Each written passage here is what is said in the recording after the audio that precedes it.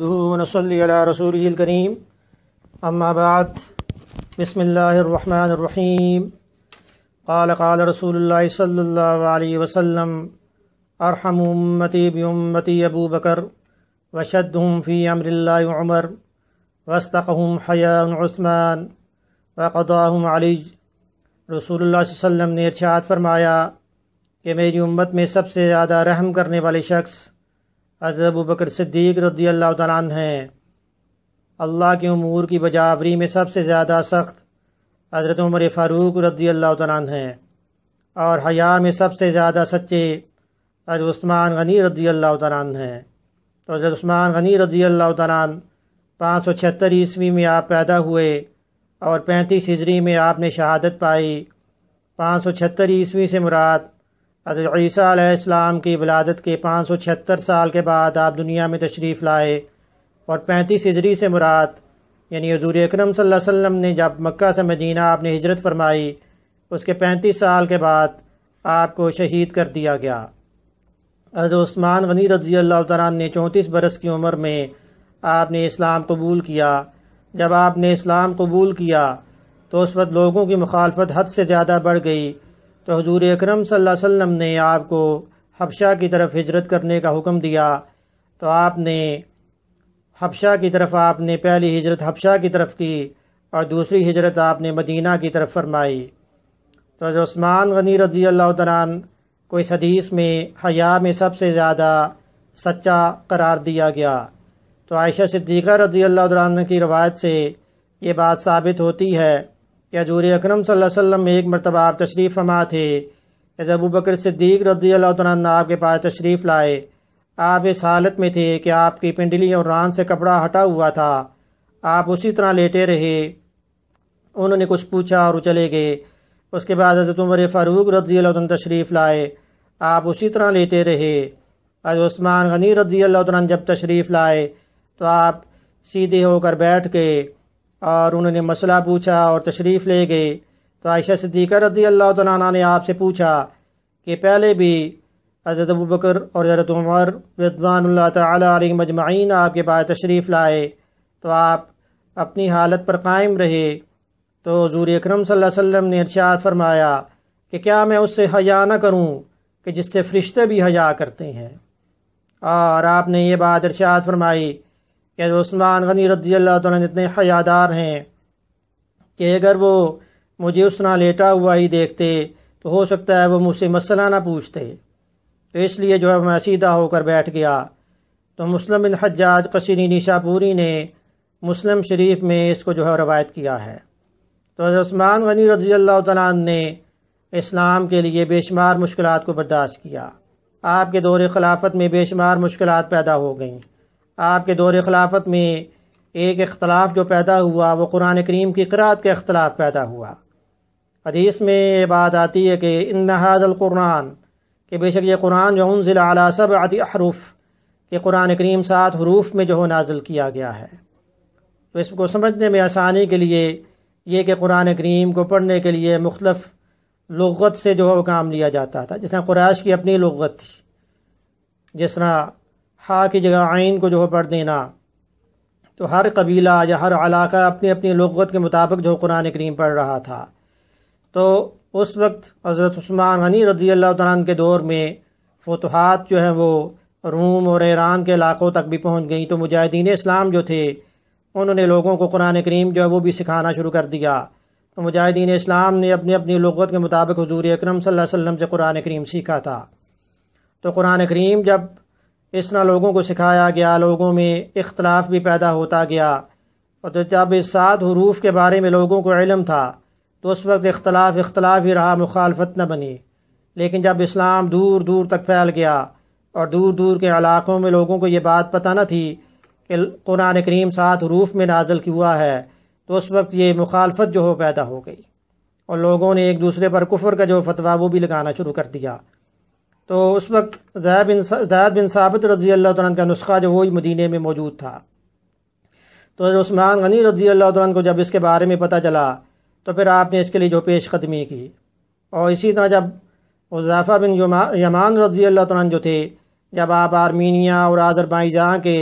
محاذ پر آپ موجود تھے تو آپ نے وہاں پر دیکھا کہ لوگوں میں قرات میں اختلاف پیدا ہو گیا ہے، تو آپ نے اسی طرح مشاہدہ کیا کہ اہل شام میں جو لوگ ہیں وہ ابی بن کعب رضی اللہ عنہ کی قرات کے مطابق قرآن کریم پڑھ رہے ہیں، اور انہیں عراق والوں کا پتہ نہیں ہے، اور عراق والے جو ہیں وہ عبداللہ بن مسعود رضی اللہ عنہ کی قرات کے مطابق قرآن کریم پڑھ رہے ہیں، اور انہیں شام والوں کا پتہ نہیں ہے، اور دونوں ایک دوسرے سے اختلاف بھی کر رہے تھے اور مخالفت بھی کر رہے تھے۔ تو حضرت عثمان غنی رضی اللہ تعالیٰ عنہ نے صحابہ کو جمع کیا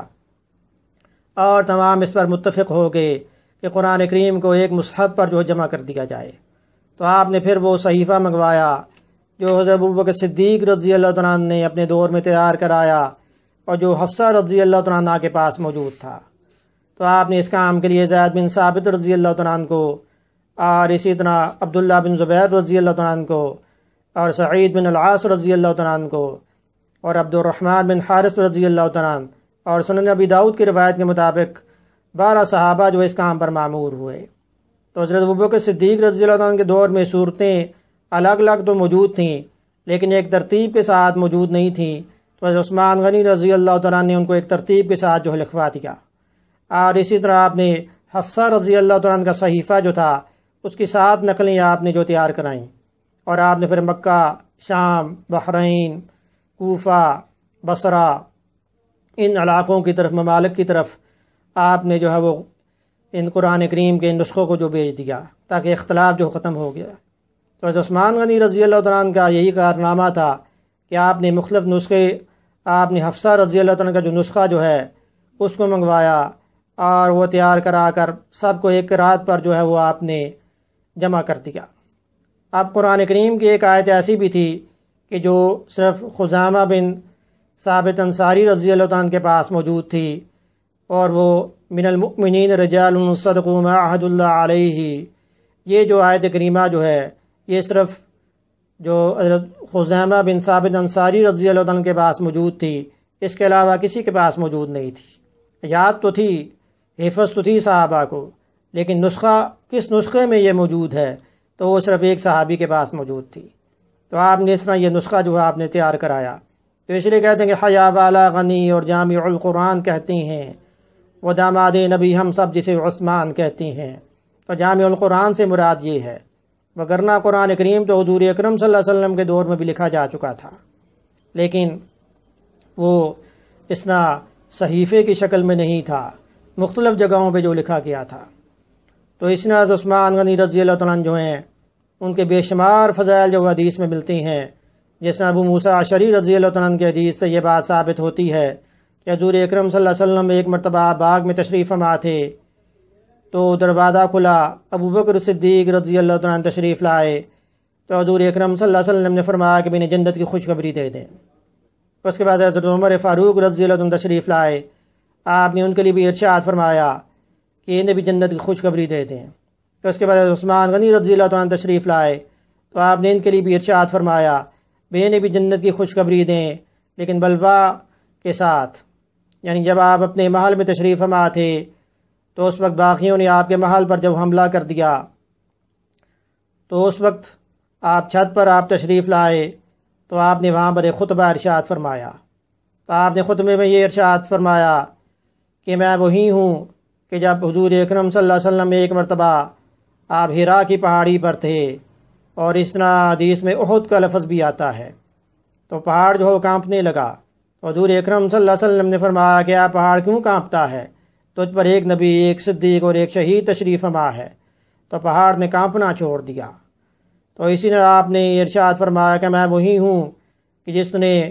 غزوہ تبوک کہ جو تنگی والا جو غزوہ جو ہے، اس موقع پر جب امداد کی ضرورت تھی تو میں نے 1000 دینار حضور اکرم صلی اللہ علیہ وسلم کو دیے، تو آپ نے ان کو ٹٹولا، اور اس کے بعد آپ نے ارشاد فرمایا کہ ما ضر عثمان ما عمل بعد هذا اليوم، کہ آج کے بعد عثمان غنی رضی اللہ تعالیٰ عنہ کو کوئی عمل بھی نقصان نہیں پہنچا سکے گا۔ تو اس کے بعد آپ نے یہ ارشاد فرمایا کہ میں وہی ہوں کہ جب مسلمانوں کے لیے مسجد نبوی میں تعداد کی زیادتی کی وجہ سے مسلمانوں کی تعداد جب زیادہ ہو گئی تو تنگی ہو گئی، تو پھر میں نے مسجد نبوی کی توسیع کرا دی۔ اور پھر آپ نے ارشاد فرمایا کہ میں وہی ہوں کہ جب مسلمانوں کے لیے پانی کی تنگی ہو گئی، مسلمانوں کے لیے پانی جو ہے پینے کے لیے موجود نہیں تھا، تو بیر روما پہ پورے کا پورا میں نے خرید کر مسلمانوں کے لیے وقف کر دیا۔ اور اسی طرح جب ایک مرتبہ مفلسی کا عالم تھا تو میں نے 14 اونٹوں کے قافلے مسلمانوں کے لیے روانہ کر دیے۔ اور اسی طرح حضرت عثمان غنی رضی اللہ تعالیٰ نے اپنے احسانات یاد دلائے جو مسلم شریف میں موجود ہیں، حدیث کی کتب میں موجود ہیں، لیکن باقیوں کا اس پر کوئی اثر نہ ہوا۔ انداز بیاں اگرچہ بہت شوق نہیں ہے، شاید کہ اتر جائے تیرے دل میں میری بات، پھول کی پتی سے کٹ سکتا ہیرے کا جگر، مرد ناداں پہ کلام نرم و نازک ہے بے اثر۔ تو وہ سارے کے سارے ناداں لوگ تھے، باغی لوگ تھے، وہ محل کے اندر گھسائے اور انہوں نے عثمان غنی رضی اللہ تعالیٰ پہ حملہ کر دیا۔ تو ایک باغی نے آپ کے ہاتھ پر وار کیا، خون کا فوارہ جاری ہو گیا۔ آپ قرآن کریم کی تلاوت فرما رہے تھے